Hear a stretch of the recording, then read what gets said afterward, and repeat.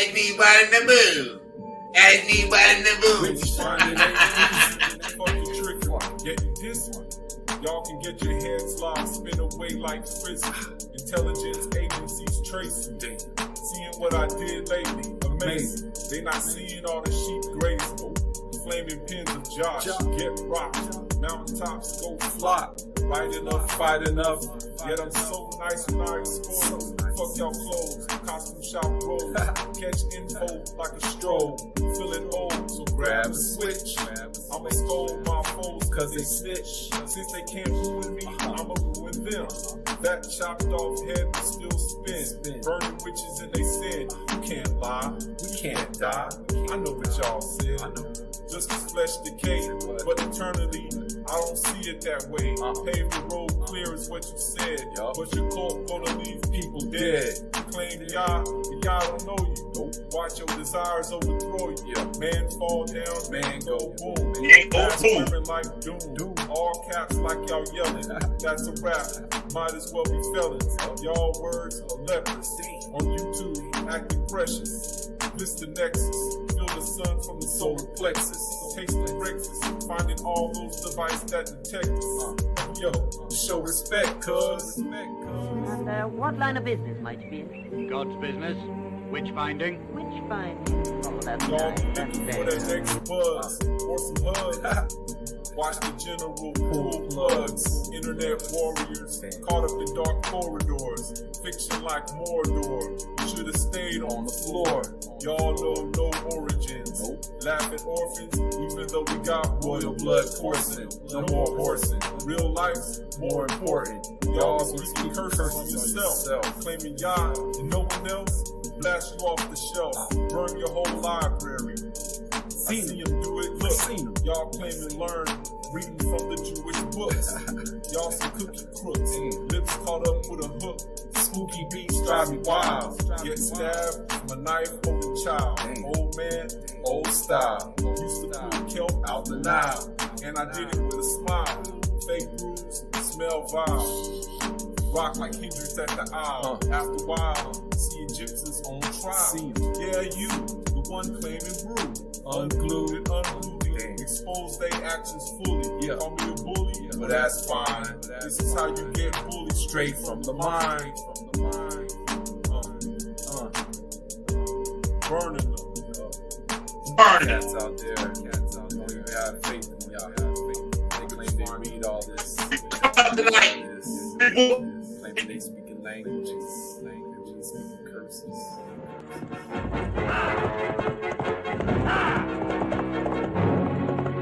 Be the first to see it. Be the first to talk about it. The Witchfinder General. Man, the That's humanity right, of the man goddamn portrayed right. on the screen so vividly that you flinch. Goddamn This right. man showed no mercy in the pursuit and You're damn interrogation right. of the What's up, y'all? What's up, y'all? I'm Killer B the Witchfinder General. You got a witch, I'm burning them up. You know this too. Yo, we can continue this here. I got some information for y'all tonight. I also got a free book for you guys tonight, right?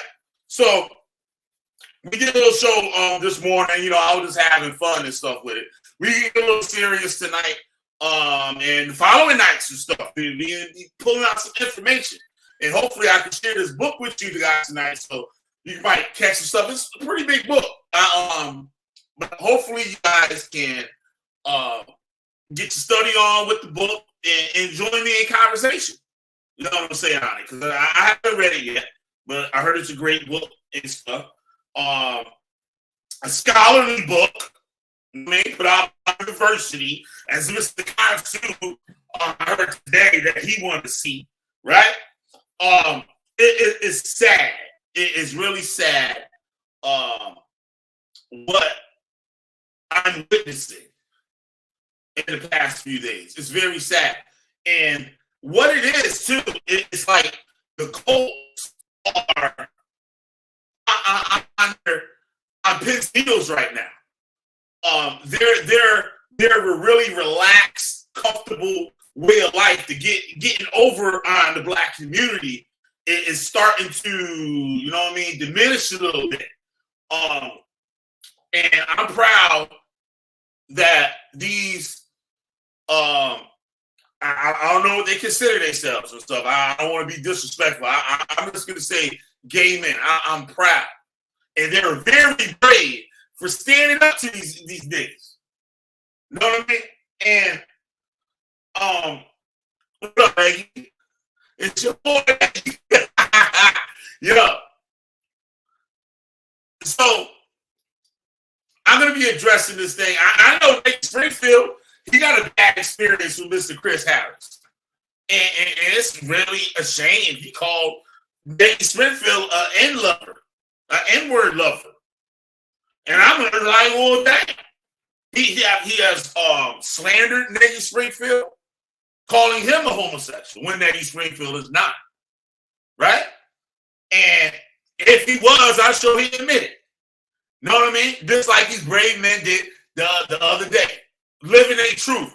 Where a lot of these hoteps, black power heads and stuff don't want to live up. Don't want to live their life. Because the thing that they hate the most, Christianity, they're using that to put down these people. And like the title of the show, love, honor, and respect is what African spirituality is all about. Mr. Kansu, who claims to be a Babalawo, right? He has to know that love, honor, and respect is what African spirituality is all about. Right? Now, when it comes to the voodoo religion, and constantly you ask, say, what's an androgynous deity? What about Olokun? Is it Olokun androgynous? Doesn't Okun well, all the Orisa has a feminine and masculine energy to it, right? Olokun is addressed as a male and a female. If you can just do a Google search, Google images on Olokun, you're going to see Olokun represented as a male, and you're going to see Olokun addressed as a female. Yes, you will. Yes, you will. So, Mr. Big Bad Babalawo, I don't know who taught you. You know what I mean? And he said, hey, ain't no gay around us. That'd be a death penalty. I wish you would. I wish you would. If you go straight to the booty house, like with Rob Rat, you go straight to the booty house, just like J.J. 7000. And I can do a show on here, laughing and keep about it. He said, nah, hey, goodbye. And you'll be exactly where you belong for putting his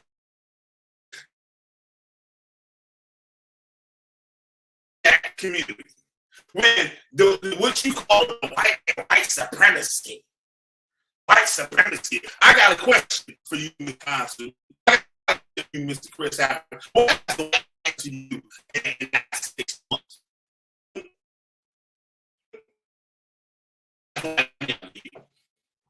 Right. So we can.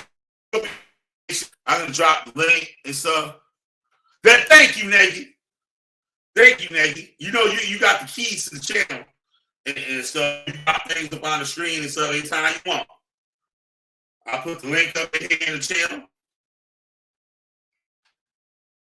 I know this video might be a little bit too much for some of y'all. If it is that's cool. That's cool. That if you don't want to deal with that, that's cool. like a shout out to Khalil Mani too. Shout out to Khalil Mani, shading all you simple Negroes, the homophobic Negroes. Right? And you know how they say too, if you smelt it, you dealt it.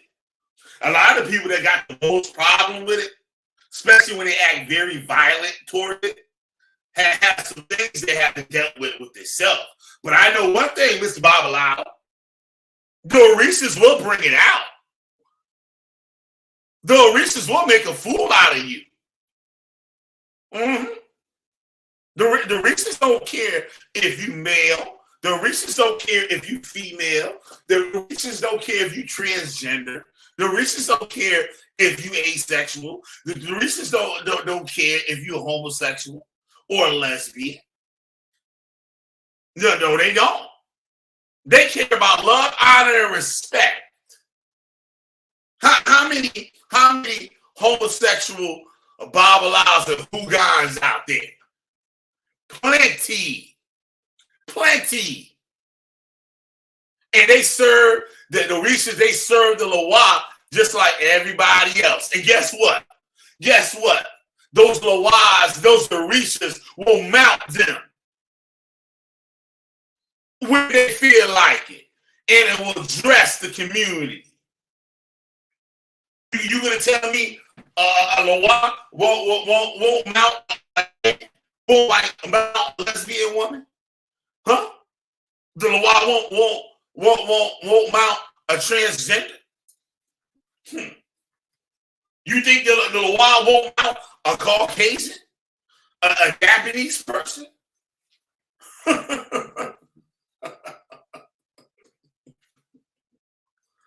Huh? The Reese's don't care about that. We don't care about that. The Reese's don't got nothing to do with that. They don't deal with that.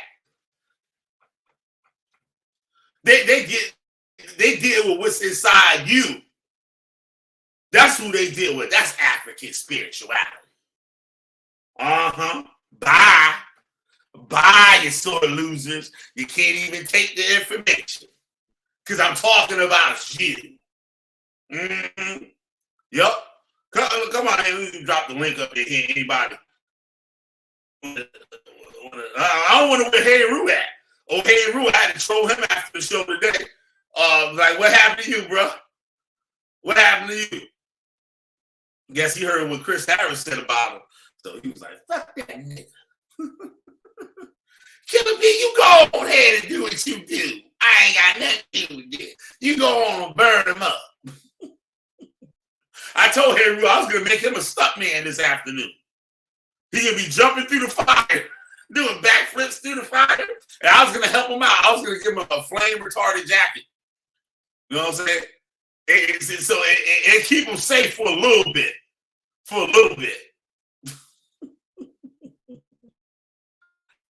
He said hanging out with Set. But Hey Roo, my man, because you always keep things 100. And he's always about the information. He don't get caught up in his feelings and shit. Unless I talk about his co-leader, Mr. Jabari and shit. I drunk that out the other day. But other than that, brother Hey Roo's a real good brother and stuff, right? Always been. Right? I ain't got nothing bad to say about brother Hey Roo. Yeah, and I feel that it's going to be hard for me to ever say something bad about brother Hey Roo. Because of the way he presents himself. If y'all want to talk about practicing, y'all want to talk about practicing, I see that in the Hey Roo. I don't see that in no Constitution. I don't see that in no Chris MVP Harris. I don't see that. No, I don't. What up, Nagy? Yo, hey, man, white man up. Yo, what up, Nagy? I'm off the plantation. I'm good. I shouldn't say got that. off the plantation. I shouldn't say that, but you know what I'm talking. Hello, brothers. That's a little joke. Some the ex-Hebrew Israelites who show kids every day. They used to tell us, like, yeah, all right, motherfucker, you out of work. So what? Like, yo, shalom, brother. Yo, shalom, brother Judah and brother Gad. We just got off the plantation. It's so funny because their job wasn't even that bad, but whatever. Yeah. Anyway, yeah. But on the topic of the video, Chris Harris is someone that I could say no one should trust. If you're black and you're listening to Chris, you're listening to someone that, like Killa said, he'll call you the N-word behind your back. Yep. So where does all that black power go when he's not in front of you? Where does all that go? Yep. I remember Chris one time I walked through the store and I had to turn the volume off the phone because Chris said the N-word repeatedly. How much he hates the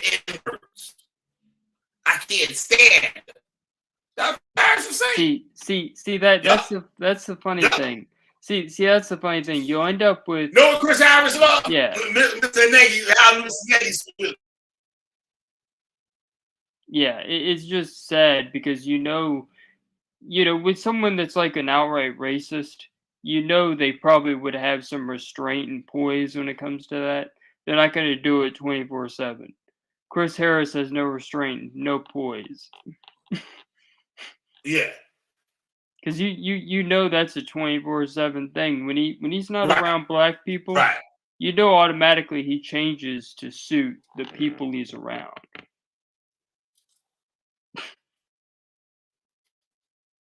I can only imagine. I can imagine Chris Harris just being around like white racist people. You can imagine him sitting there. You're breaking up a little bit. I don't know if I'm breaking up. Do you hear me okay? Yeah, I think everything's okay. Imagine Chris Harris around racist white people. Yeah, am I breaking up? No, you're not breaking up. I didn't know if I was, but yeah. Oh, okay. It's not bad. It's not. Yeah, imagine Chris Harris around Let me racist. get to this first thing here. I'll show everybody. Yeah. Because Mr. Kansu, Mr. Great Bob Lau, and he said he don't got a house.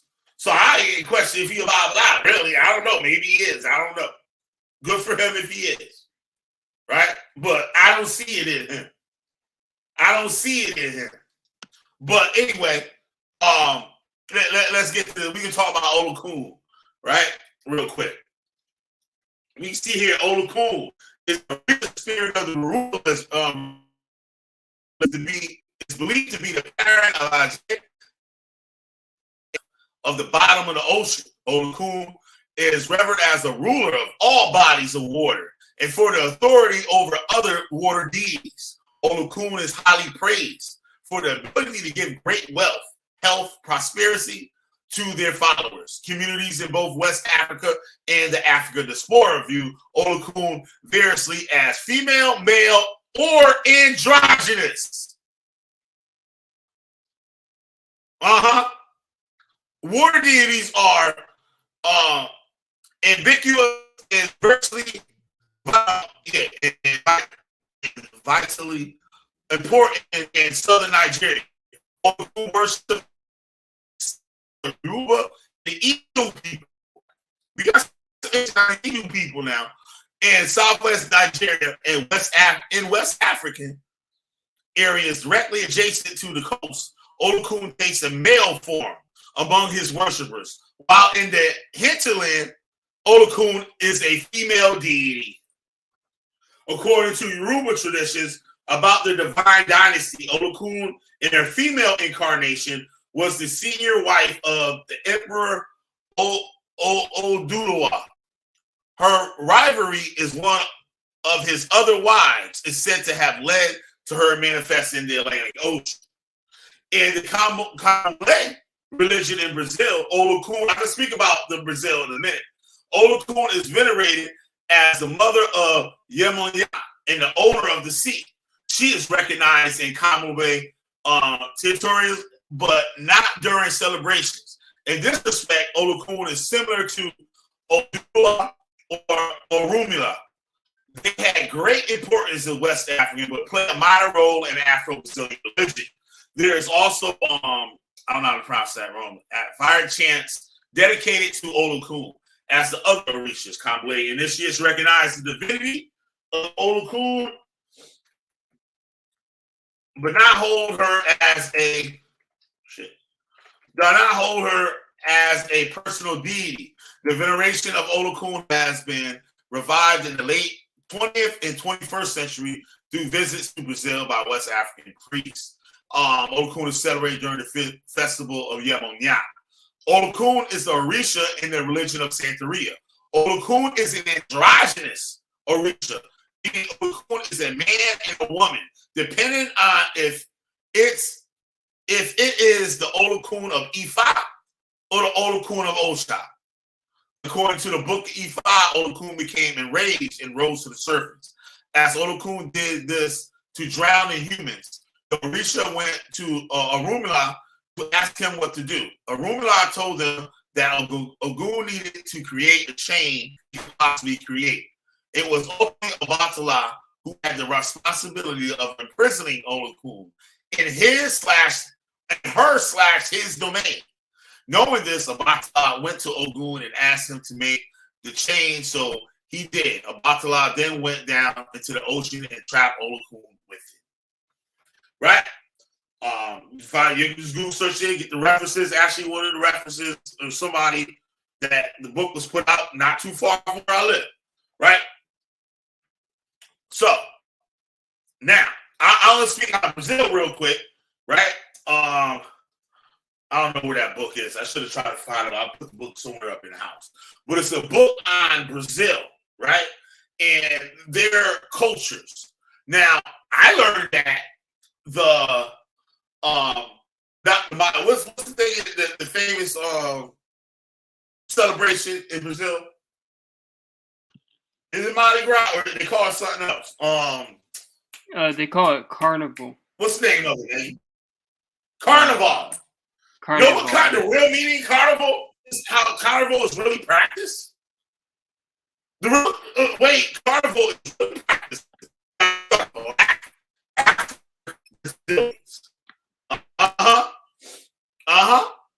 They practice it as the men becoming women. They will parade in this. It's a day for the women's complaints. You know, the man go to work, have to come home and hit a woman's mouth and all that stuff. This is a day for the man. Yeah, I believe that. That's kind of that's kind of crazy if you ask me. But you know, it's a great book. I was planning on doing Go ahead. That's kind of crazy if you ask me, because like I don't know, I couldn't imagine that. Like no way. But you see that Mardi Gras stuff too, and the woman are. It's not really a woman celebration, but the women that participated are basically like they're really almost like prostitutes. It's a way for them to act out, to be that hoe for the evening. And now I'm gonna read this here because it kind of sums up some of the stuff that I'm gonna be talking about this week, right? This is an article by a professor. Let me get his. He is Bright Aloze. Bright Aloze is the assistant professor of Black Studies in Portland State University and specializes in the social and political history of Nigeria, as well as gender and sexuality in West Africa. This is what the man specializes in, right? Let me get the top of this here. God damn it, scroll to the top. All right. And the name of this is Did Europe Bring Homophobia to Africa? And this is the Black perspective. What was this? Hold on a second, y'all. One second. It's a shame. It's really a shame. Okay, hold on. Come on, damn it. Click. All right.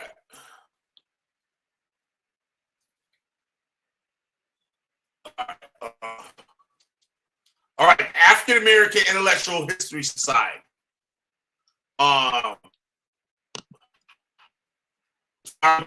Room can run. Blah, blah, blah. I'm not gonna read all that shit. I'm not gonna read all that. Y'all can go check it out yourself, right? But I'm gonna go read this article here. Let me share my screen.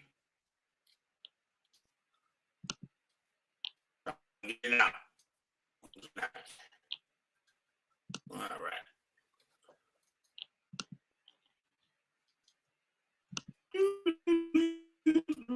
Y'all hit the like button and make sure y'all hit that like button on the way up in here. I ain't want to know. Yo, with Chris, it's I just need one in the chamber.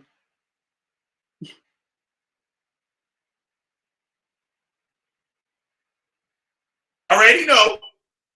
Right.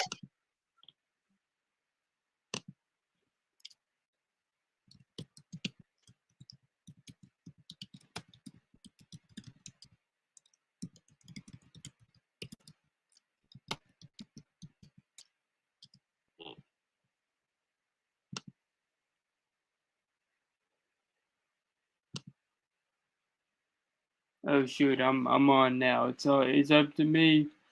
I gotta hold down. But anyway, yeah, Chris Harris, what a dude that is. It's like I don't know. I have nothing nice to say about Chris. Like at all. And it's crazy because I know he was like one of the people that really pushed for them to jump me when I was on SVDL. That was ridiculous. It was like, he was licking his lips. He was like, yeah, this is going to be good. We're going to make the white man look stupid on SVDL where there are no white people watching. Yeah, we're going to ask Negi about stupid stuff. We're going to have him, asking questions. Yeah, what do white people talk about at Thanksgiving dinner table? It's like, I know Chris Harris, that was him. Chris is just a weirdo. And in more ways than one. He even called ISUPK, and I live rent-free in his head. I can tell because he's on the phone with some ISUPK dude who doesn't know him, doesn't know me, and he's talking about me in a roundabout way, too scared to say my name. Crazy, isn't it? But that's Chris Harris. He'll talk about me even when he's not even, talking to someone who knows who I am. Just ridiculous, Yeah, Chris Harris is a total loser. And he's still a loser. That's the funny thing.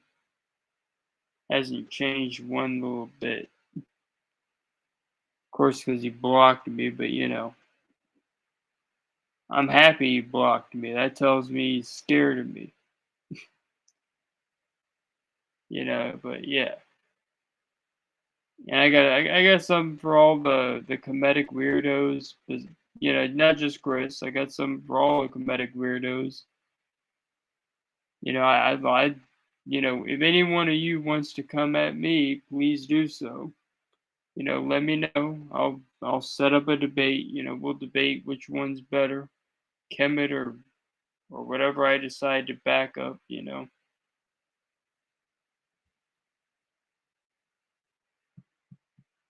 Yeah, I'll totally show you guys that whole Kemet thing is neo-pagan and just kind of made up. It's like we'll look at the white people who helped create that Kemetic thing. Yeah, I'll beat up Kemet, just as bad as when I was in Torah Nights. I'll make it look stupid. And I'll maybe even help you guys a little bit just to make it a fair fight, We'll debunk all the dumb stuff that makes, Kemet look, crazy, but not in a factual way. We'll, beat up Kemet legit. Because I remember one time, Judah was trying to make Kemet look stupid, and he had to go directly to some stupid stuff that didn't even make Kemet look stupid in a real way. Just kind of was totally bizarre. But yeah, I'll definitely beat up on Kemet in the straight up legit way. If you guys want to see that, let me know because I'm gonna definitely do some stuff on my channel in the coming weeks and months. Yeah, I wonder what happened to Killa. Killa's just flaked off and gone, leaving me up here. I'm gonna send him a text. We'll find out what's up.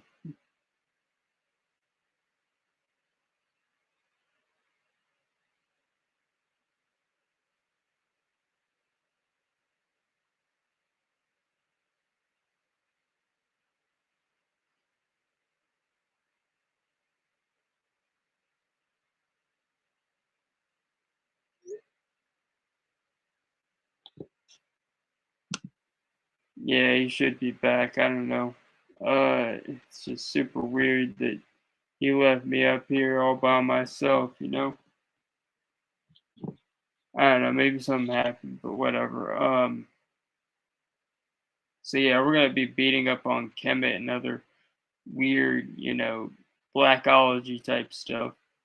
Because, you know, when I'm at work, I'm thinking about this stuff all the time, and I'm like, I can't talk to anybody about this. It sounds too crazy. You know, I have to wait until I come home and talk about cults and other weirdos.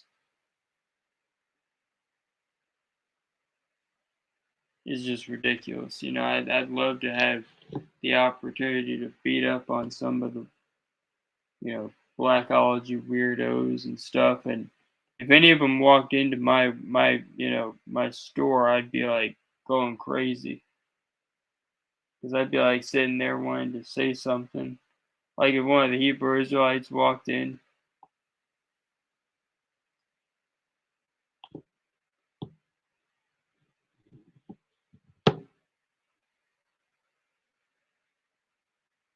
Wonder what happened to Killer, because he's like legitimately, like, he's been gone for a little bit.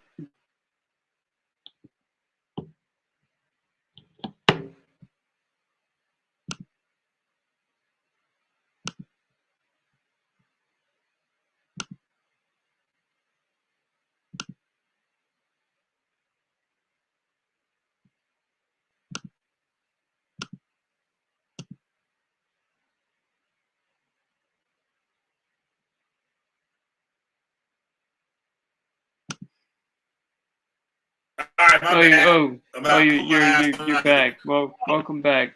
I was just saying. We're not. Go ahead. I was just saying I want to beat up on this blackology stuff some more, and I was saying how it gets crazy at work because I'm like sitting there thinking I want to talk to people about this, but you know I keep my mouth shut because I ain't stupid.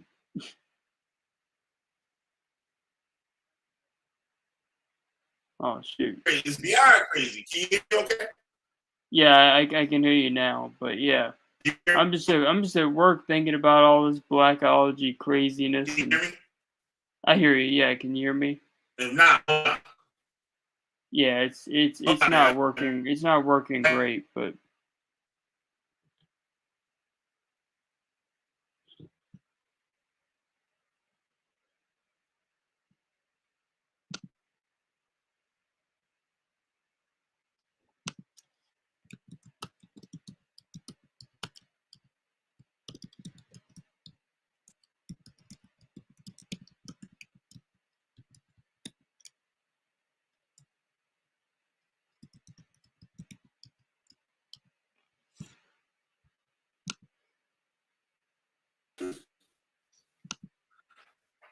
all right, hold on. I don't know why they ain't saying shit. Yo, Can y'all hear me? I didn't know if you could hear me. I could hear you, but I didn't know if you could hear me. Oh, okay. All right. No, I couldn't hear you. I heard you typing, though. I just hate that Marco. I hate that Marco Polo crap. All right. Don't worry about it, Nate. Just ignore it for the sake of the show. All right. But just let me know if I get a little quirky, right? So, yeah. As I was saying here, right, this is a scholar that wrote this, right? And I don't know, I'm not sure where I cut out at, but I'm going to back up a little bit, right? It says the myth that same-sex relations were absent in pre-colonial Africa is one of the most enduring, digging through history and drawing from African-derived examples. It became clear that traditional Africa was tolerant of different sexualities, orientations, and generations. It is the service to history to say that same-sex relations in Africa was introduced by Europeans. When you see stuff in Americans, the Native Americans, it was a child, you know, say it came a man. And I learned today in some parts of Africa, you weren't you when you was born. To become a man or become a woman, you have to go through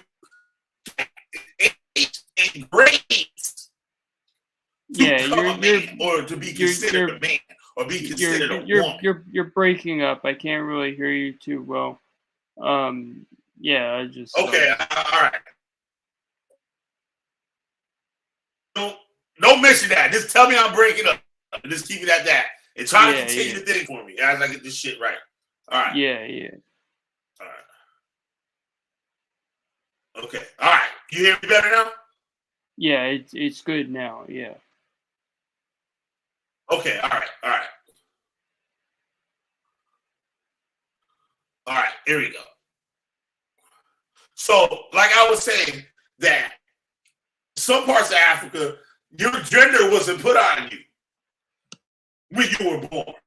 Some part in North America with the Native Americans, they would, if one of the people was questionable, they would put a bow and arrow, a basket in the teepee, whatever they was living in, right? And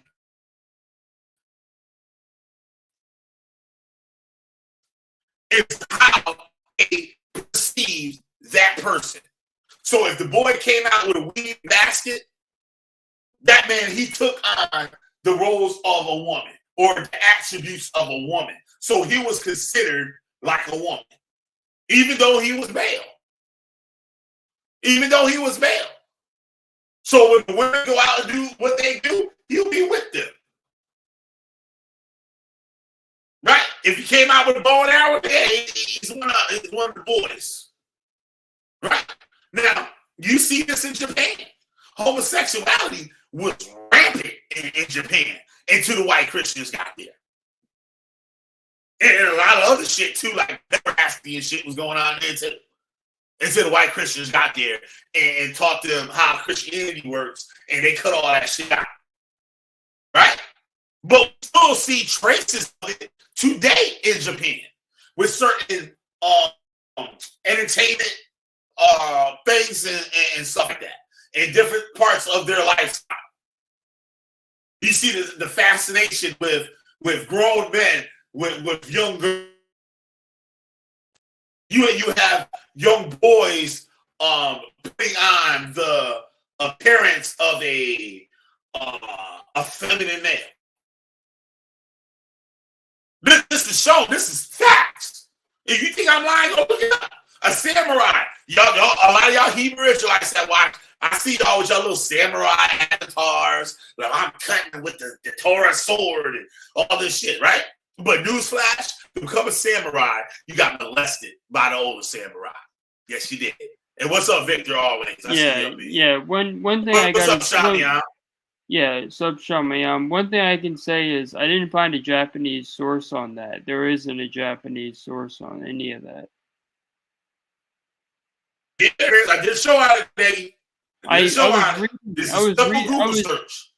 was reading about that in Japanese, and there wasn't anything about that. Well, I don't know about the Japanese name. It doesn't say. That's in the goddamn encyclopedia. The original Japanese page on Samurai does not say that. The original. I don't know if there's original Japanese. I legitimate. That's something that I've read, and I was looking for it, but I didn't see it. It doesn't say that.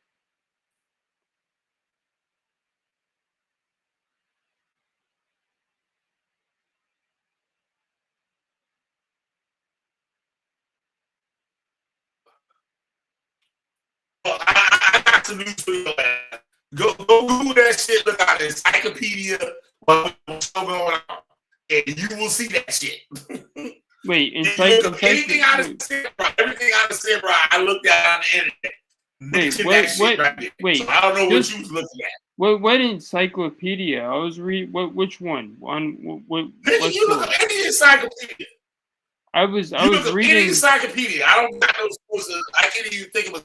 I was reading the Japanese Wikipedia, and it doesn't say that, but that's something that's pretty gross. I don't know. I mean, that's pretty gross anyway. I'm glad it doesn't say that.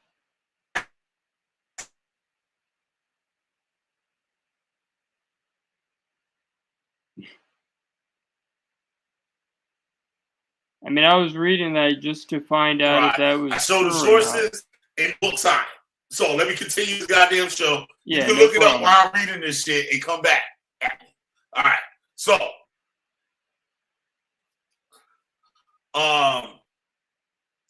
the myth of same-sex relations was okay. In my review, I gotta share my screen. Hold on, my bad. Nigga out here talking about some Japanese. Nobody on this motherfucker speak Japanese. All right. Yeah, but that's like, you know, to understand, you know, someone's, you know, original, you know, to understand the original idea, you got to read the original language. It makes sense.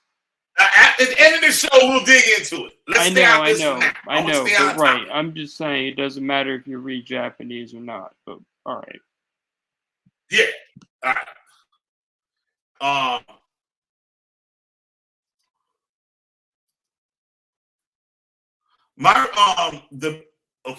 My review in Nawato are Archbishop female monarchs in the African phenomenon of gendered males and gendered females, which refers to the way that the interconnected universe allows males to transform themselves into females and females to transform themselves into males. As Archby argued, these transformations are encouraged by the milieu that recognize that sex and gender do not coincide, that gender is a social construct and it's flexible and fluid, allowing women to become gendered men and men gendered women. So to understand same-sex relations in traditional Africa, one must understand African cosmology. There is a close relationship between spirituality, sexuality, and African cosmology. As sex, the worldview not only gave rise to male and female gender spiritual forces, also allowed for the practice of same-sex relations.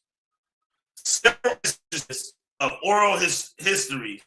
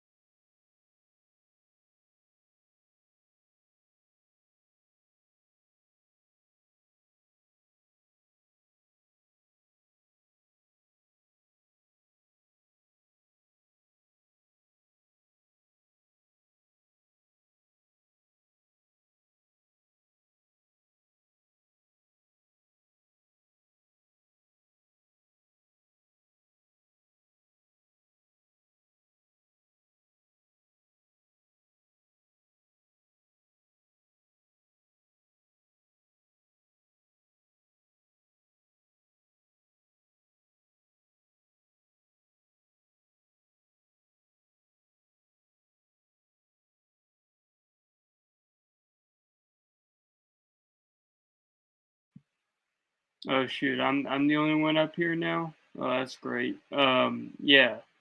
So, for the record, for anyone who's curious, when I was doing research into the Japanese samurai tradition, I actually found out that there's there's not much info on it in Japanese, which is quite shocking.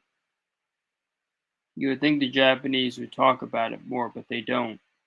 What I was able to find is that, you know, they didn't get into, they got into some of the training aspects that a person went through when they were being trained to be a samurai, but I didn't see anything about any kind of buggery, I guess you could call it.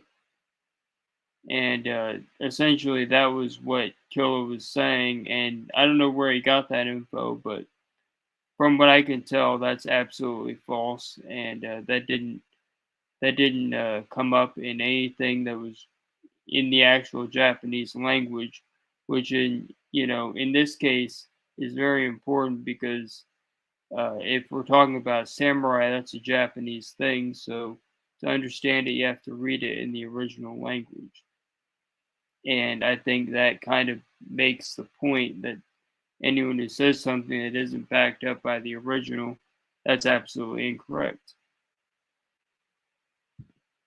I don't really care. I mean, I don't have to argue. It's completely incorrect. I didn't see that. And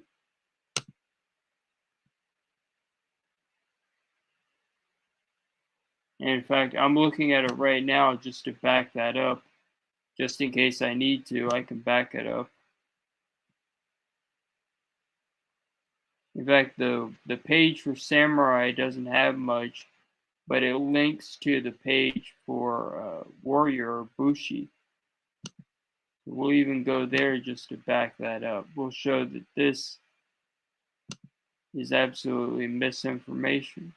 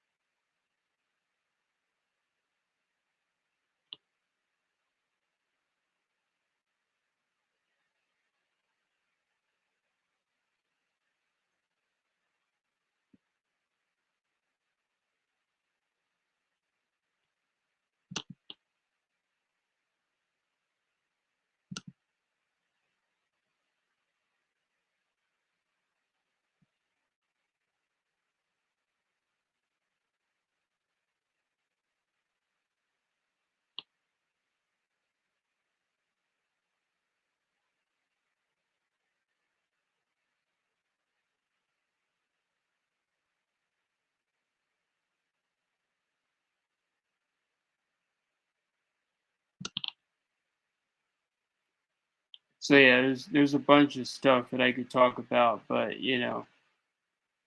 I guess I'll save it for my own video because some of this stuff taps into very interesting topics, like Bushi and Bushido, which is ultimately the philosophy that many of these samurai followed. It's interesting that it's not samurai no michi, which is what it would be if they were using the word samurai more, but they call it Bushido, though that's kind of sticks out to me.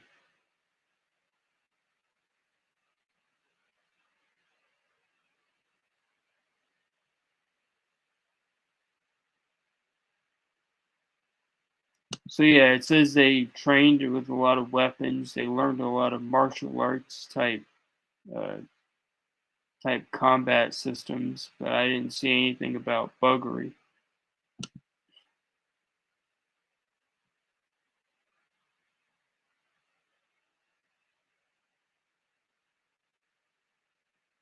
No, archery was mentioned too, but no, nothing else, nothing crazy.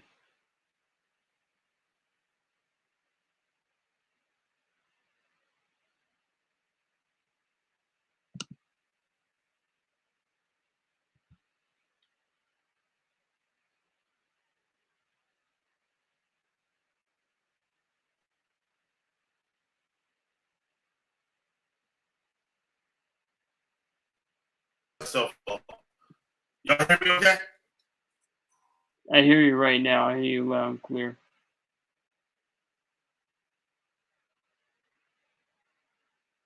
Y'all hear me okay? Did I hear any of what?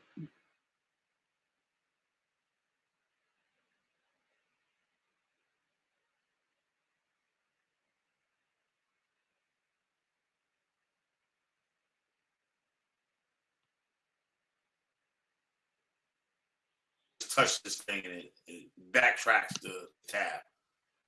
All right. All right, here we go. No, I don't believe this.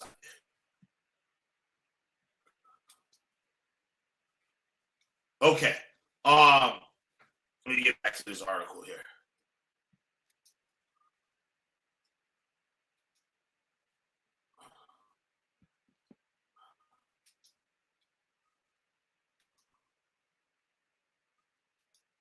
All right. I left off here. All right, the pre-colonial. All right. The Portuguese among the first Europeans to explore the African continent, noted in their ethnographic reports, the region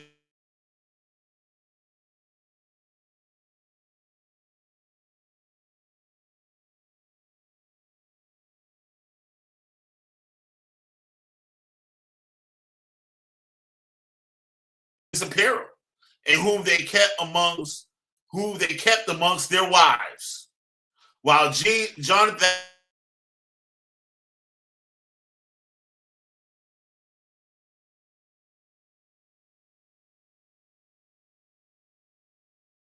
as a woman and make mother. Additionally, female husbandry demonstrates the fluid of gender relations and queerness in the traditional Africa.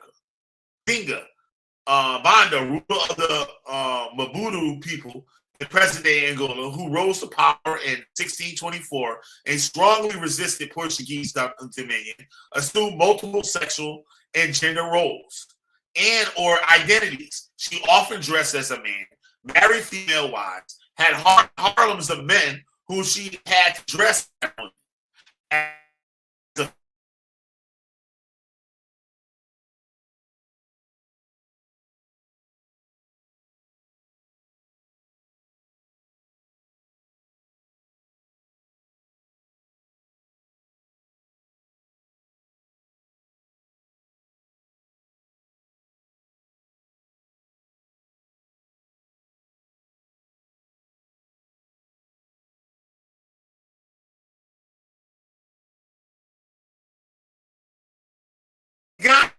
San people in Zimbabwe and Pangwe people in present-day Gabon and Cameroon.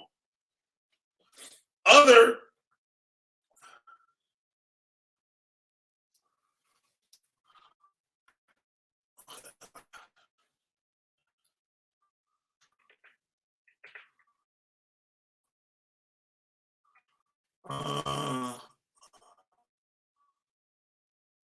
another noteworthy point is that some pre-colonial societies did not have a binary of genders. Among the Igbo in the Yoruba of Nigeria, gender was not assigned to babies at birth. See, it's here again. I read this earlier, not in this article. I read it somewhere else. They're not assigned to babies at birth until later life. Paula Ebron writes that in many places in West Africa, gender is not something that newborns are fully equipped with. The making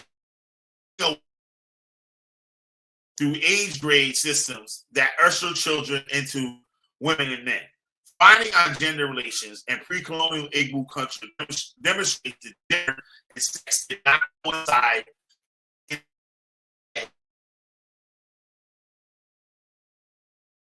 Vice versa. Gender was reconstructed and performed according to social need. See that? In contemporary Igbo land, female husband practices are still allowed, with the understanding that wives in the relationship will render any male children that bear to the female husband in order to provide a male heir. According to gender and sexuality, a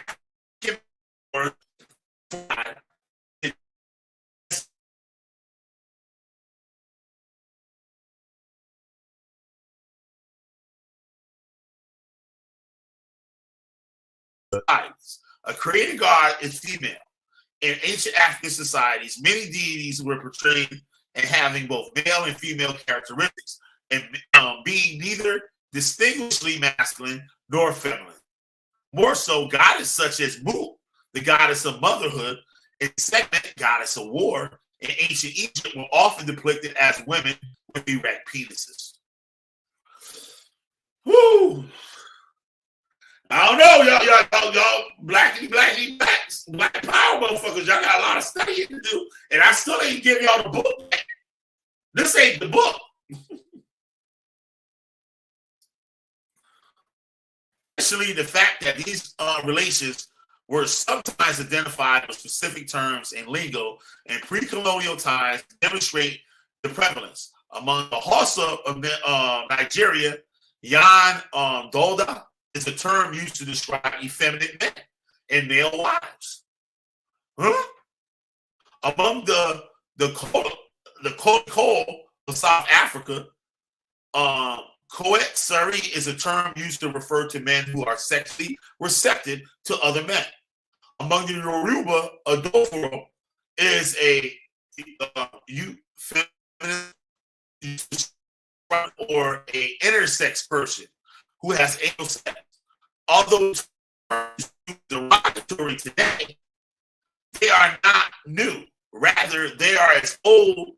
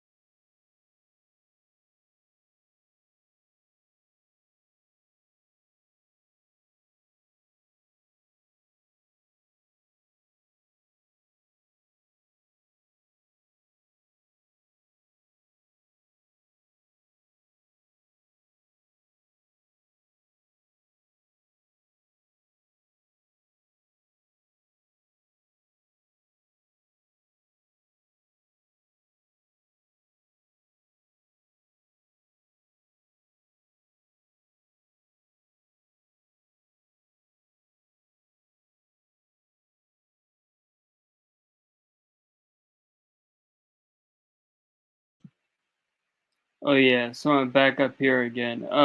Yeah, we got JJ7000 in here saying Chris Harris is garbage. That's kind of funny. What a what a bit of rich irony there. Hey Chris Harris, what do you got to say about JJ7000 saying you're garbage? I definitely want to hear that. Come on. Come on, nigga, you can talk, keep it on the subject. I don't know. It's just funny to see that. What's up? I want to take a break from reading for a second anyway. What up, JJ? Have something positive that like you don't have to be positive, but don't go talking about some other shit other than what I'm talking about. Well, go ahead. Thank you for coming on, JJ. What's Yeah, up? I'm gonna cut you a break today. We got a couple people in the audience. You know what I'm saying? All right, I can forgive. I can forgive my enemies. You know, but Chris Harris. I mean, yeah, what I is this feel noise? you. That was supposed to. I mean, come on. Hold, Right on, wait. JJ. You mean to tell me, son of the, hold on, wait, watch this. Son of the, he's gonna rob his audience again? Are they that dumb? Okay, let's think about it, y'all. Let's go back to the paper trail. Oh, goddamn me. Huh? We're gonna start off with Shaka Almost, who almost made it to the goddamn stage. And people paid for it. Did they?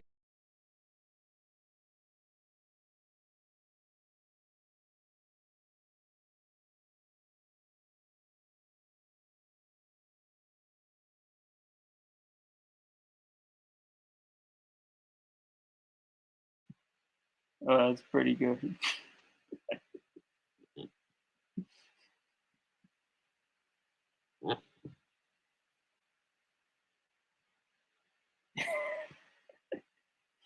Oh, roasting Shaka almost.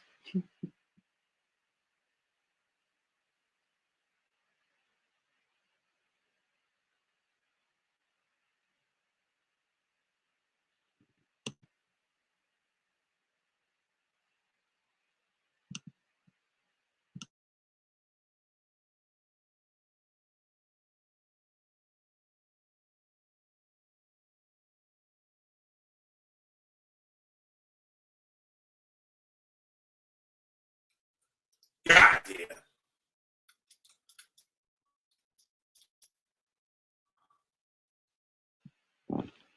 So yeah, technical issues or what?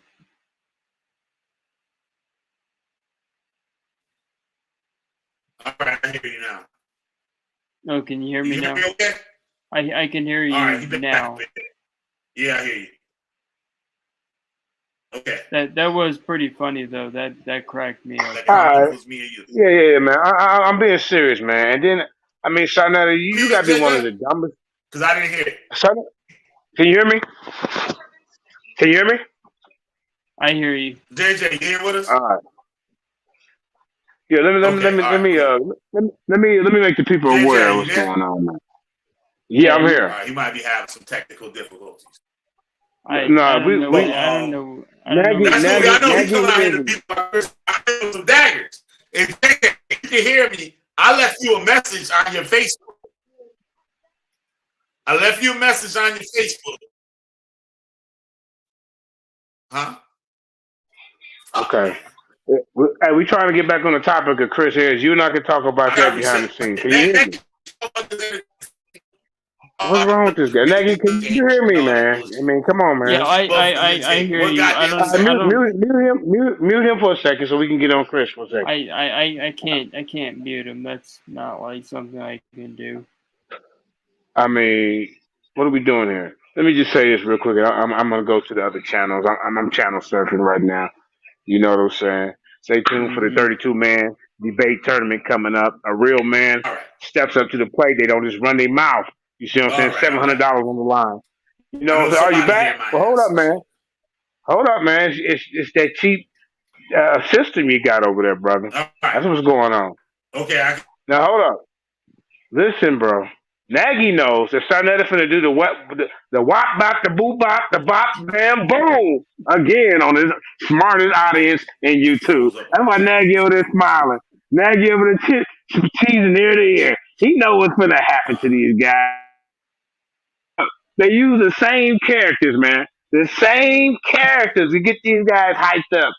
First of all, Chris Harris hasn't beat anybody in this episode. I wish y'all would answer. Somebody in the chat answer. I hear you. I hear you loud and clear. Tell him, but he can't hear us. He can't hear us, bro. He can't hear you. Do you hear me? Yes, I hear you. I hear you loud. You hear me loud and clear. All right, just answer me when it's. I'm saying it. I've been doing that, but it's like, you know. All right. You know, when y'all get your technical difficulties, y'all can have a star like me on here. But right now, y'all under the budget with the headphones and the earpieces. But hey, stay tuned for the 32-man debate Lions Den tournament. Winner gets $700. We will give the people what they want. We will be not like Sarnetta, where they teach you how to debate 3 times and they're going on their 4th. Pay attention. Pay attention. Pay attention. Pay attention. Come on. I hear JJ now. Well, I did hear JJ. That's quite a trick. Come on back in, JJ. Shit. So where I was gonna say here. I'm kind of tired after a long day of work, so yeah, I'm just gonna I'm gonna call it. But I'll be making a video on that samurai thing to do what I do best. But, all right, cool. I'll try to cover it too after the show. Yeah. All right. Thanks for coming up. No problem. Yep. Okay. All right, y'all. So hopefully JJ maybe it had something to do with the bandwidth with people on here. I know I kicked myself off a few times, but anyway, let's keep the shit going. Hopefully JJ come back up in here. I definitely want to talk to him about this. So as we see here, this is a scholar. They always had, where's your scholarly articles? Where's your black scholars and all this shit, right?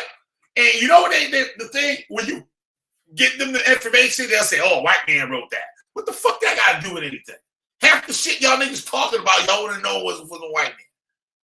Y'all is retarded. These are cults. Y'all think that they fool you and just think the Israelites and the Wahabians and shit is cults. No. This whole Afrocentric black power movement is a cult and a money grab. They'll sit there and lie to you and just collect your money. Just like I was telling Brother Heru today that your African spiritual systems in America are some of the biggest scams out there. The voodoo religion, the Palo, Santeria, Candomblé, you name it. It's some of the biggest scams out there. Now, I'm saying it's not legit people, they are. But the majority of these houses and stuff like that, and those communities are scams. Or somebody faking it till they make it. Will take $4,000 or $5,000 from you for initiation. And just take your money. Right? So we go back to reading this thing. Hope you come back up in here, JJ.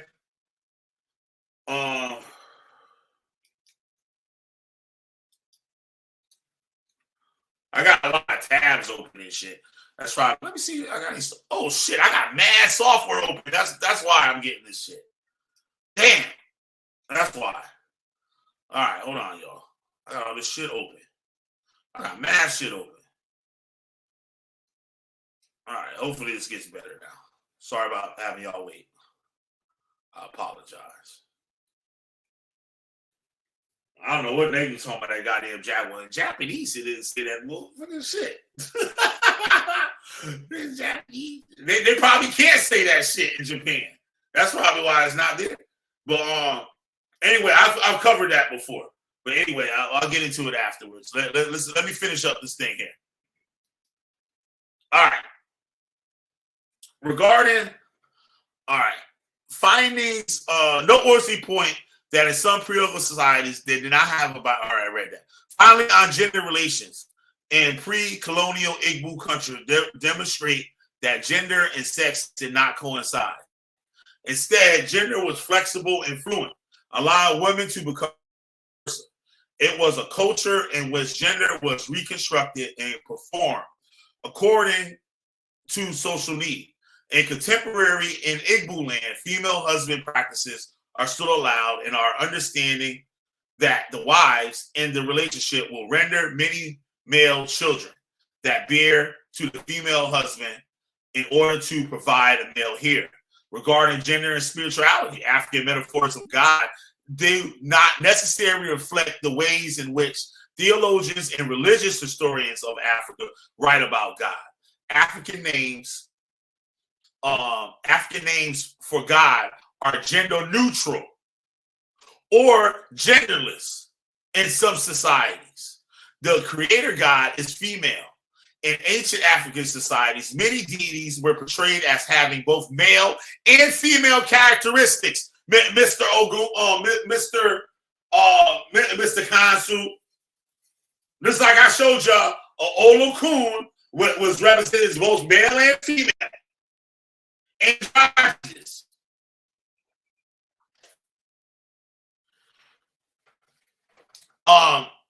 And being neither distinguishedly masculine or feminine. More so, goddesses such as Mut, the goddess of motherhood, and Sekhmet, goddess of war, in ancient Egypt, were often depicted as women with erect penises. Additionally, y'all go get this information, y'all go get these artifacts, pull all this shit up on these niggas. Additionally, the fact that these relations were sometimes identified with specific terms in lingo in pre-colonial times demonstrate that prevalence among the Hausa of Nigeria, Yanduda, the term was used. Okay, I read all this to y'all. About the Yoruba, Dorfo. All right, y'all, I read that out. I'll ship it off. It's a pretty big article there. Hold on. Plus, I'll give you guys the link to it. We're almost done here. One reason lies with the religious repercussion of colonialism, that the popularity of fundamental Christianity, which have been used to argue that same-sex relations are un-African, missionary activity, evangelism, subsequent colonial conquest led to the criminalization and the demonization of same-sex relations in Africa, using the Bible and Christianity as the credo of African mortality. Western heteronormity displaced notions of traditional African sexual fluidity. British archival reports show how European penal code, all right, I read this shit too, criminalized gay relations. For instance, 1860 Indian Penal Code of 1860 in 1899, Queensland criminal code forbade same-sex practices in African colonies. Hence, same-sex relations, though commonly practiced and maybe even accepted throughout traditional Africa, were seen in bad taste and seldom publicly recognized in colonial Africa. Such a rigid perception of human sexuality is problematic.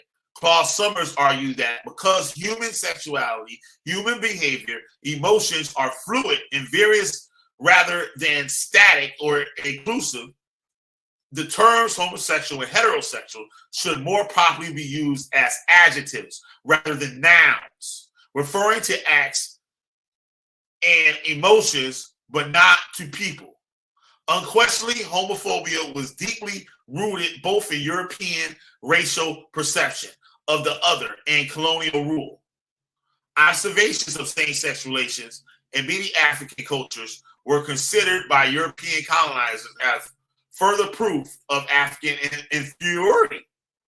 Unquestionably, early African scholarships was also influenced by experience of colonial rule with contemporary Americans' conservative evangelicals have also welded an uncanny influence in Africa's sexual politics.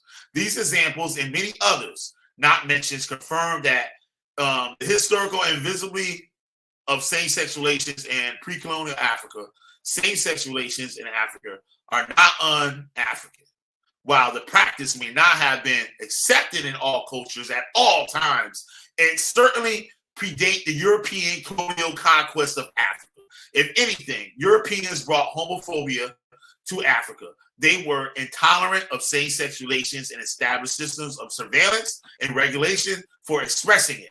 In the end, the main challenge is for academics, civil society, media, activists to reckon with the history and retell it in a way that recognizes the multiple faces of gender and human sexuality in both traditional and contemporary Africa and the Black world.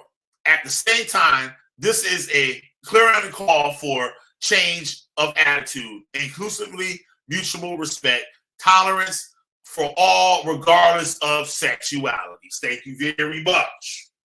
So I'm going to give y'all guys a link to this.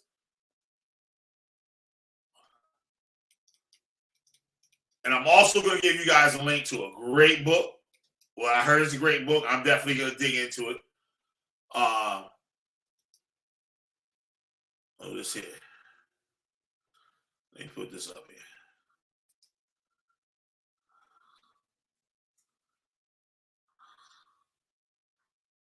All right. Give y'all this link here. Thank you for the two that's in here still watching. I know you Hebrew Israelites gonna love this shit. Y'all gonna be on them niggas' heads with this shit. And look who brought it to you, Killer B. I'm right down the middle. I don't care. The code is a code is a code is a code. Just be real about it. But I hate to bust y'all bubble, Hebrew Israelites. I'm gonna be showing it in the Israelite community. Not Hebrew Israelite community, but ancient Israelite community. I'm going to be showing the same thing. So y'all get tuned for that, right? Y'all get in tune for that. But what it's going to do is going to civilize everybody. Not to be oppressing people. What Kasu was saying tonight was so idiotic for a man to get doctor. I want to hear the scholars. We don't want to hear from you because you don't have a real PhD. You got a PhD in metaphysics. Metaphysics is not taught in no goddamn university, except them kooky university. I can get me a PhD in metaphysics for goddamn $800. Online, $800. Yes, you can. Yes, you can. And you will actually have the credentials to call yourself a doctor. That's what is it Dr. James Smalls, if I'm not mistaken? Or it's another one of them doctors that down with him or something like that. They got their own African society. I believe it's the Jabari thing. You can take a course and get a doctorate.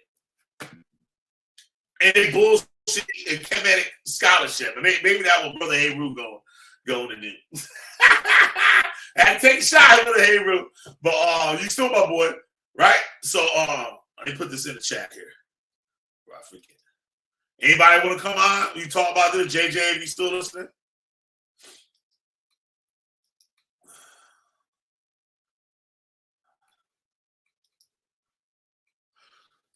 All right. Okay, and I'm not going to read anything from that book. I'm just going to give that to you guys. It's called Boy Wives. Pull this link up here.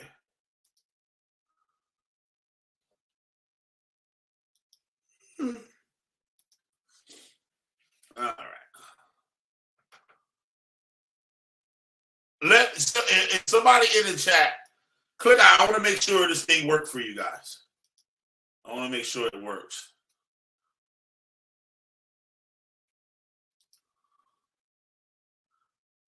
Let me know this link I'm about to put up in here works for me. If not, I might have to.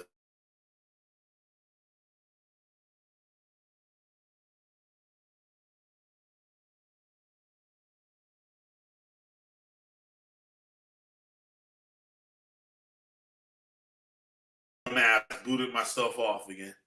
Yeah, that link I just put up in there. Oh, that's the other one. Okay, I gotta bring this one up in here now. Okay, you know what? I'm gonna backtrack it. This would be easier because I'm not sure that link works, but this one will. The book is like $100. I saw somewhere. It was like $100 for this book. So I'm hooking you guys up. All right. It's called Boy Wives and Female Husbands. And you'll see the download link on this site right here. As soon as I drop it, you can click on it and you're going to see the link within the page to download it. You can download the PDF. All right.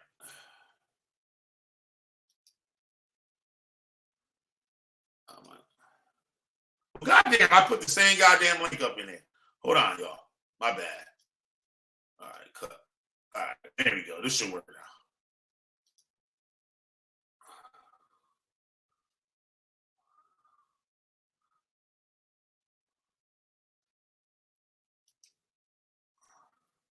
There you go. There you go. That's the link there. I drop it again just to make sure I ain't confused nothing here. All right. So you guys got 2 PDFs. You got one article by a goddamn person that's a professor in this craft, in this area of study, gender sexuality in Africa, right? Y'all got that? Y'all just heard me read this shit. This shit destroys what them niggas is saying. It just kills it. And who y'all gonna listen? I can say who it was. Brother Heru said that these are white people talking. I'm like, so who you gonna listen to? You gonna listen to Council? You gonna listen to Jabari? He said, yeah, Jabari's a scholar. Jabari ain't no goddamn scholar. Jabari's not no goddamn scholar. And shit. That nigga a cult leader. Just because he talk like this. I bet you get into higher degrees and shit and Jabari shit. You see what he probably trying to do to you. Right? So, yeah, right here. This is about the State University of New York. Right? So I said he want to see shit from universities. There you go, nigga. There you go. There you go. How many pages this motherfucker is? It's shit, a lot of goddamn pages, too. I think it's like 300 and something pages, I believe. Let me read. I got this on. All right, I can read the summary of the book. I'll read the summary for you guys real quick. It said, among the many myths created about Africa, the claim that homosexuality and gender diversity are absent or incidental in one of the oldest, most enduring historians, anthropologists, and many contemporary Africans alike have denied or overlooked African same-sex patterns and claimed that such patterns were introduced by Europeans or Arabs. In fact, same-sex love and non-binary genders were and are widespread in Africa. Boy wives and female husbands documents the presence of this diversity. In some 50 societies in every region of the continent south of the Sahara, essays by scholars from a variety of disciplines explore institutionalized marriages between women, same-sex relations between men and boys, and colonial work settings, mixed gender roles in East and West Africa, and the emergence of LGBTQ activism in South Africa, which became the first nation in the world to constitutionally ban discrimination based on sexual orientation. Wow, that's deep. Also include our oral histories, folklore. You know, what he was saying, they went and wrote this down at, you know, damn well the Africans didn't have no written language to write shit down. So stop it. Sit there making up shit as you go along to say Chris Harris and shit, the man that talked about you like a dog and had me go and slander you. You had to go there and save the team. And you know, Chris Harris ain't come up and say a goddamn word. Told Chris Harris to shut up and put me on your show so I can clean this shit up.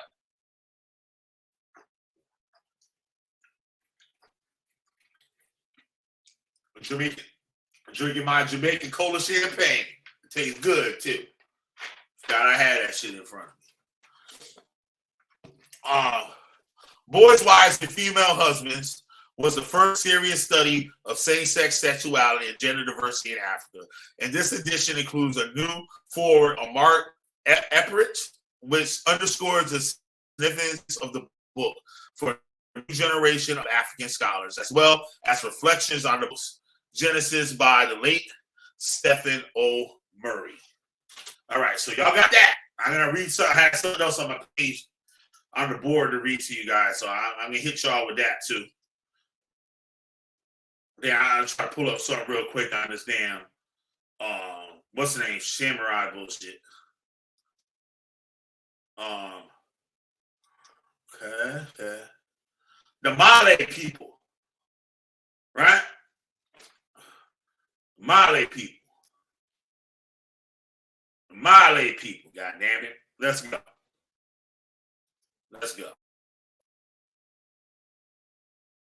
And this is how I won all those debates for Chris Harris. Getting to the goddamn sources.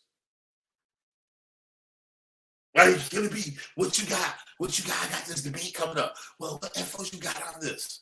I feed him the info, he go right to it. You think he'll shout out the Killer B, the Witch Rider General? Nope. He want to fool y'all. He's so smart. Why everybody saying, Chris, you so smart? No, it's Killer B, motherfucker. It's Killer motherfucker. And had some of them debates, he claimed he won, he lost. Like the one with Vocab Malone. I say, Chris, why you went out there acting like a raging Hebrew Israelite?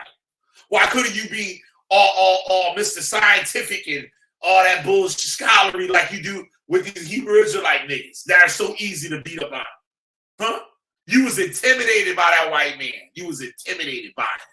So you had to call him all out his name, call him a European and showboat and be loud and all this shit like you did with Neo. Because you couldn't contend. You were afraid. You're a boy. That's why y'all here looking for an image of a strong black man. Because you got a strong black man. Your eyes glow red. Nigga in photos. Fuck out of here. All right, let me get to this Malay thing.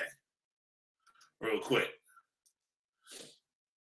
The Malay, and go over there and make these niggas answer to this shit. The Malay people are blocked everywhere. The Malay people are a small ethnic group of approximately 95,000 located in the southern nations and the People's Region at the border between North and South Omo in Ethiopia. The Malay people are maintaining their language vigorously despite exposure to outside pressures and languages. Many of the practices related to the women of the Malay have been documented by Albertville in 2010, including the differences between traditional and contemporary practices. They have a gender called Ashkan. There are opposing scholarly interpretation of the role and significance of this. xSCARYMATRIX believes that they are male-assigned at birth individuals who behave as women and also have sex with men. But he admits that the description by Doham, who had actually lived and worked among the Malay, is quite different, and that the duty of the Ashtan was to allow the king to have sex, protected from even the merest whiff of a female sexuality at key moments in the ritual life of the nation. Thank you very much. We don't have to read no more of that.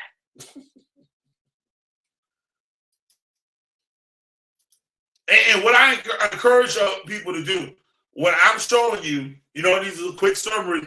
Go look up each one of these tribes. And all you have to do is just go look for the scholarly journal. Look for the source on it, and you will find it. And you bring it up. Here's my source, nigga. Here's my scholarly article, nigga. That's all you gotta do. And what they're gonna say. See, the same standards they put on you, you gotta put on them. I told JJ this, but I don't think he read my thing that I sent him. I said the easiest way to beat Chris is to ask him questions. Ask him where he got that shit from. And you kill all of that shit. He's gonna pull out some old 1970 blackity black motherfucker that don't even got credentials in the shit.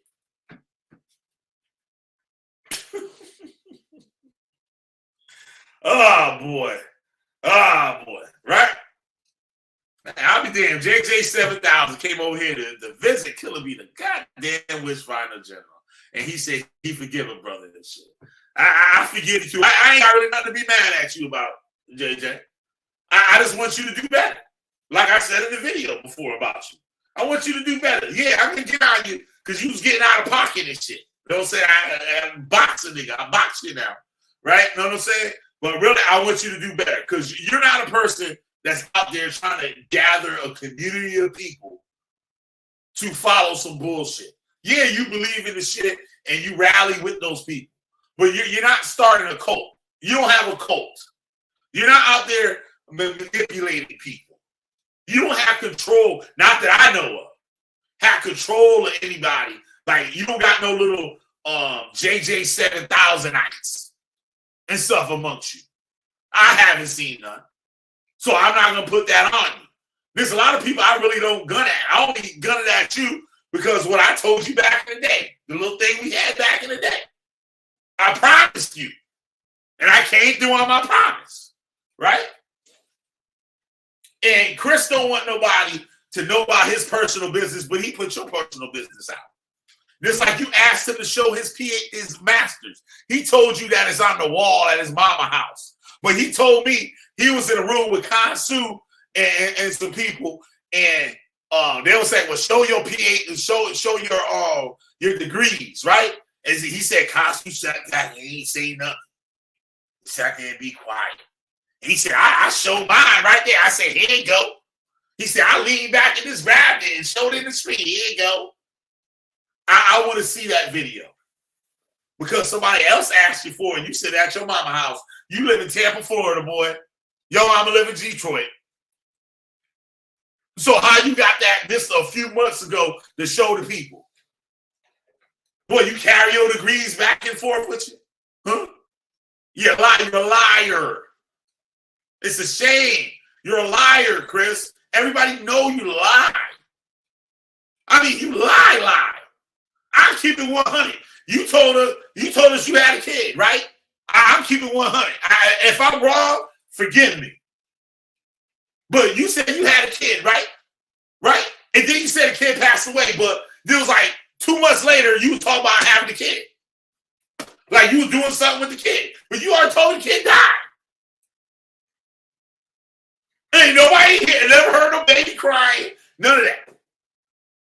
And you another one. I never hear nothing about you. Oh, my wife cooked me some good dinner. I gotta go. My wife cooked me some dinner. Every time we see you at the goddamn Taco Bell, the Chipotle, the Burger King, the Wendy's, that's intake of food from a single man. That's how a single man live. And you supposed to be, I don't know, you say you were looking for a strong black man. But the way I see it, that's not no strong black man thing right there. When you coming home, you ain't got no dinner. And you say you're getting a divorce, that was the excuse after you lied and said Sonetta's supposed to pay you for that debate. You hung up, then went over to Ivory Channel, the woman that you said was a big lip black hoe, right? You went over her because why? All your stuff was exhausted because you went and shit on everybody you knew because Sonetta picked you up. You shit on everybody you knew because Sonetta picked you up. Then you fucked up with Sonetta and where you had to go. Only place you could go was right back to the niggas you shitted on. And Ivy let you back up in there to make another fool out of yourself. Yes, she did. Yes, she did. And JJ 7000 called you out on it too and wouldn't let it go. Sometimes JJ lie his ass off and shit, like he lie on me. Sometimes Jay telling the truth. Like when JJ told Sonetta, he said, you talking about me, you make fun of me, but what do you have? He said, Sonetta, do you have a diploma? Sonetta couldn't say shit. Sonetta was silent. JJ 7000. Half the motherfuckers think JJ retarded. And JJ said, do you have a degree? Sonetta with all that shit. As soon as JJ said that, Sonetta fell back and was quiet. You can hear crickets. All you can hear is JJ and the crickets. You should make a group, JJ, called JJ and the Crickets. When you tell a nigga the truth and shit. Crickets start singing. Back up for JJ. Show me on the great side, Netta. Cricket, cricket, cricket, cricket. Show me on the green. What do you have? What do you have? No, I tell you what Sonetta got. A goddamn police record as long as my arm. Mm-hmm. He said, JJ said, I got a diploma. He said, I'm a journeyman in the goddamn in the union. I remember he showed me his union card back in the day for roofing. He showed me his union card, right? He said he got his forklift certification. It ain't the bull. I seen the picture. It ain't the bullshit forklift. It's that high-end forklift shit. That forklift shit that'll kill your motherfucking ass if you make a mistake, right? I got my forklift training, but not that goddamn forklift training. I wish it did, right? And he said he got heating and air conditioning certificates. At the school. JJ been in multiple schools. And Tyler ain't been nowhere. This shit they got nerve to make fun of somebody. Can't even spell. Half of Sonetta videos, he misspelled the damn words. Now somebody call me a lie. I'll drop my goddamn mouth. Ain't this a bitch? Yeah, damn. Drop my damn shit. I'll get up and find the motherfucking shit. But yeah, man, it's crazy. It's insane. And goddamn, the battery done fell out the motherfucker. I gotta lift the goddamn battery rolled away. Ain't this bottle? Goddamn. Ain't this bottle, bitch. All right. Ah, damn. They getting big and shit. Woo! Gotta breathe and shit when you fucking been down. God damn. Woo, Lord Jesus. Woo, Lord. Woo. That's why I be sounding like in the morning and shit. That be hurting and all types of shit. I be like, woo, shit, God damn. Son of a bitch. God damn. God damn. Right. So, hold on 1 second. Let me get this shit. Nigga ass and shit.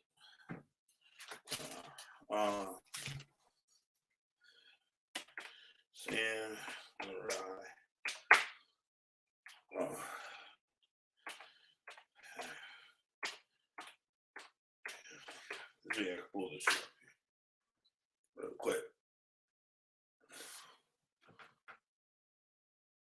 All right. All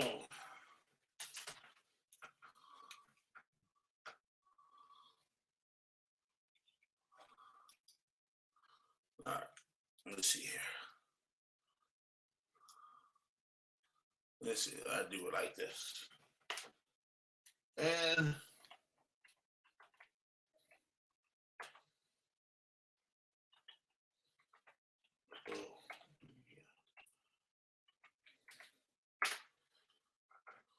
All right.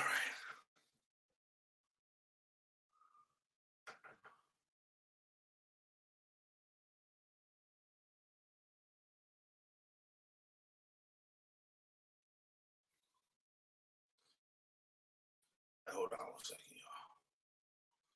We might be up in here.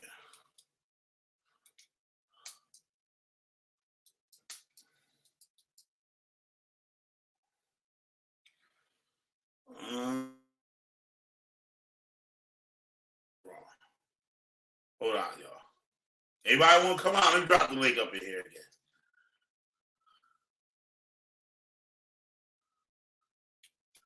I'm real interested in what JJ had to say and shit. I missed that shit. God damn. I'm gonna have to go back. Let's see if I can hear it. I'll go back. All right. There you go to the link. Anybody want to hop on? If not, I'm about to get up out of here after I pull this stuff up here. Attempt to.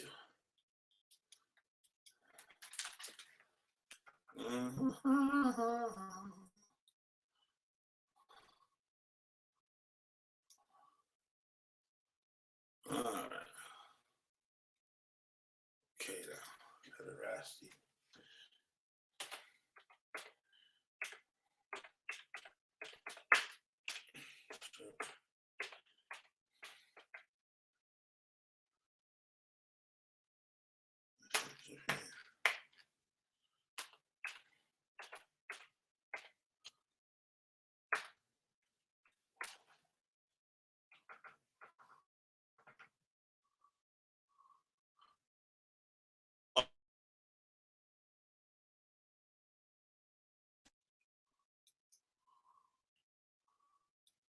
Okay, I'll do this here.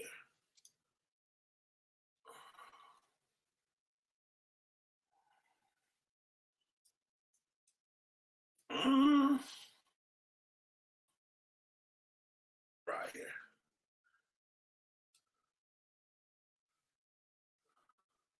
All right, here we go. Right in Wikipedia. Homosexuality in Japan.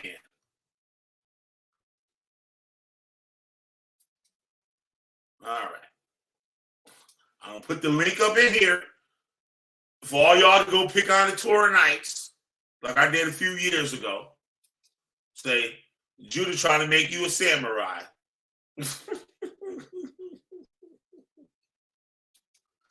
All right.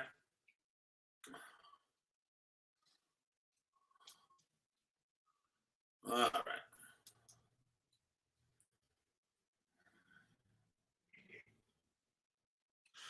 Oh, shit. All right, there we go. See, look, y'all get all the information. Killer be doing all the work for you. I ain't just talking.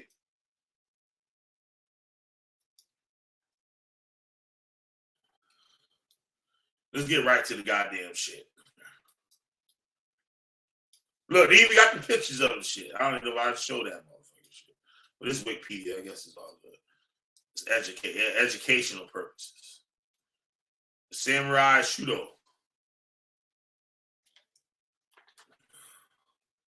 It says here.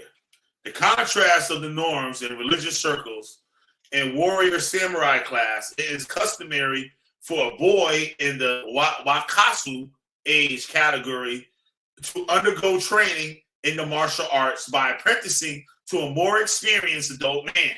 According to Furukawa, the relationship was based on the model of a typically older ninja, I guess that's the ninja, paired with the typically younger Shigo. The man was permitted, if the boy agreed, to take the boy as his lover until he came of age. This relationship, often formalized in a brotherhood contract, was expected to be exclusive, with both partners swearing to take no other male lovers. The practice, along with clerical pederasty, developed in the codified system of age-constructed homosexuality known as Shudo, abbreviated from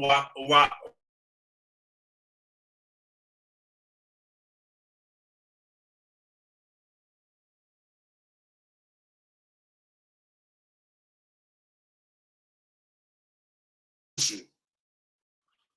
The older partner in the role of ninja would teach the Chigo martial skills, warrior etiquette, and samurai considered to have a mutually ennobling effect. In addition, both parties were expected to be loyal unto death and to assist the other both in feudal duties and in honor-driven obligations such as duels and vendettas. Although sex between the couple was expected to end when the boy came of age, the relationship would ideally develop into a lifelong bond of friendship. At the same time, sexual activity with women was not barred for either party. And once the boy came of age, both were free to seek other Wakusu lovers. See? Like later Edo same-sex practices, samurai Shudo was strictly role-defined. The ninja was seen as the active, desiring, penetrative partner, while the younger, sexually receptive Wakusu was considered to submit to the ninja's attentions out of love, loyalty, and affection, rather than sexual desire. Among the samurai class, adult men were, by definition, not permitted to take the Wakusu role. Only pre-adult boys or later lower class men were considered legitimate targets of homosexual desire. In some cases, Shudo relationships between boys of similar ages, but the parties were still divided into ninja and Wakasu roles. See? Burn Nate Springfield up, goddammit. Tell me I ain't burn Nate Springfield ass up. They you about to be mad. I missed this. Nate Springfield got burned up. All right, next. Next, right? See? So this stuff is crazy. Like it's real crazy that people think that white people gave this shit to everybody. That white people was the only ones practicing this shit. And if everybody stole everything from Kemet, the Greeks was practicing. Did they steal that from Kemet? Who? Did the Greeks steal homosexuality from Kemet? They stole everything else, right? Right? Now, we're going to talk about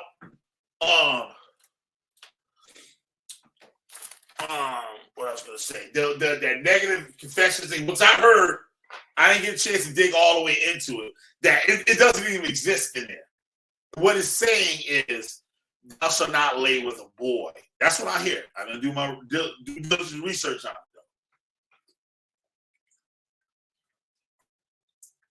Ooh, this cola champagne good. Right? So, damn. So what I'll say here, about the that text. Now they want to see the Bible stole from Kemet, right? So if the Bible's such a horrible book, that means the Egyptian lifestyle must be horrible. If they stole it, if it's the same thing, the way they say it, like they ain't changed nothing in it. They took everything from it, right? Okay, let's deal with that. Now, when you get the thing where it says a man should not lie with man in the scriptures, right? That's for the priests. They was telling the priests don't act like the priests of Egypt, because the priests of Egypt was doing these things, and God forbid them to do that. That wasn't a law. That was reminding them, they don't be as the Egyptians. It says it right in the beginning of the chapter. What Sister Siri say? Context kills false doctrine. That's right. Mm-hmm.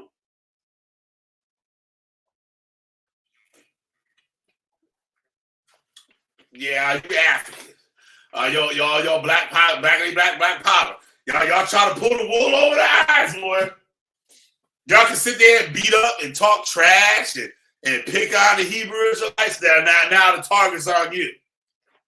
I'm going to help the Hebrew Israelites. I'm going to help JJ 7000 whip on your behind. Mm-hmm. And JJ take the throne as the HOK motherfucking HOK champion, which he is. Now, he like, see, Killer B even said, I'm the champion of the HOK. Oh, this is one thing that I want to look up too. Before I go, now I'm gonna look this up and I'm out of here, y'all. I ain't gonna tell you what I'm looking for until it say,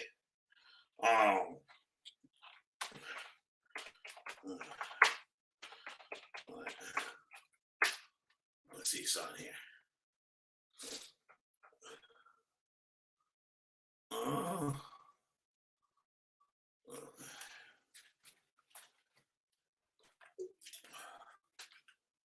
See something here.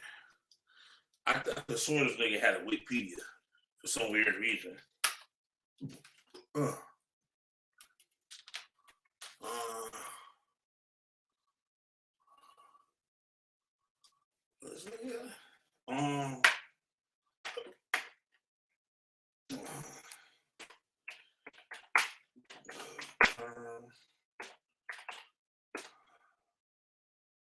Let's see my thing here work here.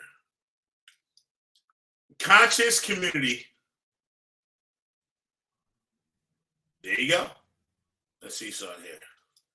Maybe I was wrong. We're about to find out now, though. We about to find out now, family. All right.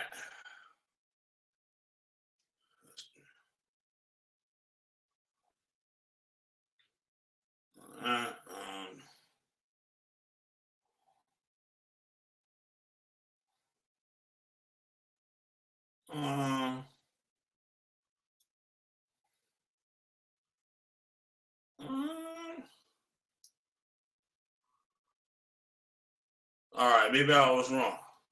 I could have swore I saw that shit somewhere. I could have swore I saw that shit somewhere.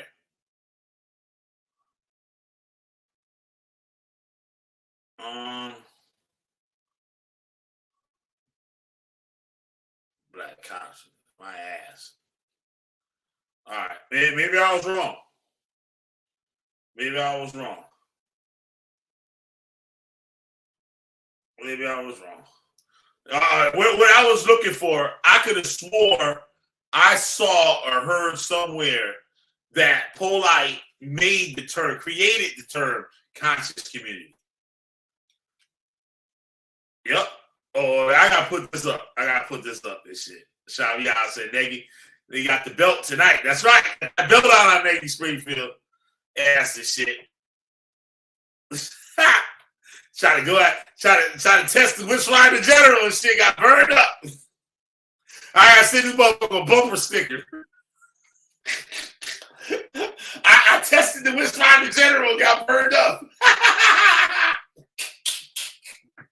I should troll his ass in the morning and shit. Make me a little video and shit.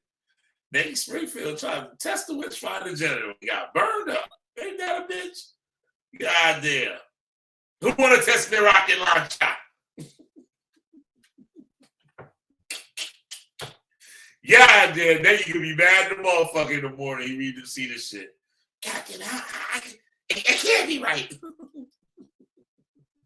Then you get frustrated and shit when he find out that he was wrong about some shit. Then you get frustrated as a motherfucker and shit.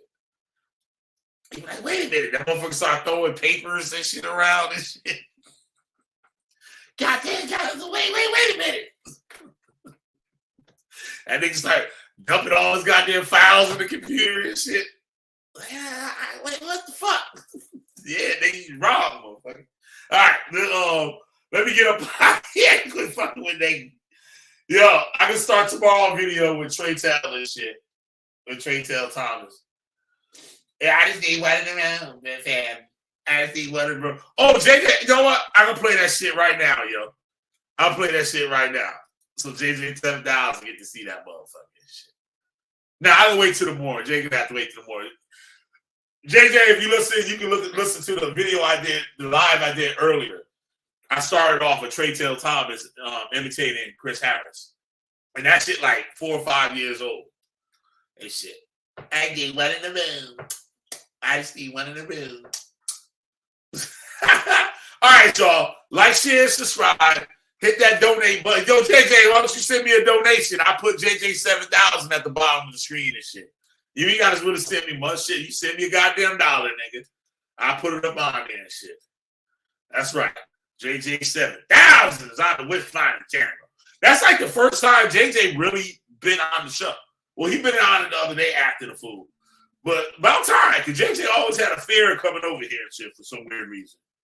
But, you know what I'm saying? Good to hear from JJ 7,000. With that, y'all, I'm up out of here. Thank y'all for tuning in. I know I killed them with the information today. They're not going to be able to refute that shit. They're going to be looking stupid as all hell. Kasu going to be looking stupid. Chris Harris going to be looking stupid. God damn it. This is why we don't say this nigga's name. He know too much. He know I'm a down low nigga. But let me get up out of here, y'all. I'm going to be with some dinner. And I'm out. Bye.